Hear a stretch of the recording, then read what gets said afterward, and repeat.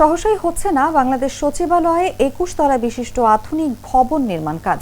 প্রকল্পটি একনেক সভায় অনুমোদন দেওয়া হয়নি। প্রকল্পের ব্যয় ধরা হয় ৬৪৯,২৫,৫১,০০০ টাকা। গণপূর্ত অধিদপ্তরের আওতাধীন প্রকল্পটি চূড়ান্তভাবে অনুমোদনের একনেক সভায় উপস্থাপন করা হলেও তা ফিরিয়ে দেওয়া হয়েছে। রোববার অনুষ্ঠিত একনেক সভায় প্রকল্পটি উপস্থাপন করা হয়, তবে সভায় এটি ফিরিয়ে দেওয়া হয় বলে জানিয়েছেন পরিকল্পনা কমিশনের এক কর্মকর্তা। কালার এক্সপার্ট ডার্ক স্যাপ এবং মাইল্ড অন হ্যান্ডস টেকনোলজি সমৃদ্ধ অরিক্স অ্যাডভান্স ডিটারজেন্ট পাউডার আপনার লন্ড্রি এক্সপার্ট। গণপূর্ত অধিদপ্তরের আওতাধীন এই প্রকল্পের মূল লক্ষ্য ছিল সচিবালয় কর্মকর্তা কর্মচারীদের জন্য আধুনিক ও সুষ্ঠু কর্মপরিবেশ নিশ্চিত করা। ২০২৯ সালের জুনের মধ্যে প্রকল্পটি বাস্তবায়নের পরিকল্পনা ছিল।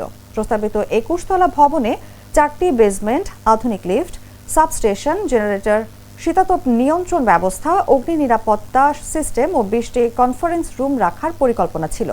পাশাপাশি ভূগর্ভস্থ জলাধার ও উন্নত যোগাযোগ ব্যবস্থাও অন্তর্ভুক্ত ছিল। পরিকল্পনা কমিশনের তথ্য অনুযায়ী সচিবালয়ের বিদ্যমান স্থাপনা ক্রমবর্ধমান চাপ সামাল দিতে পারছে না।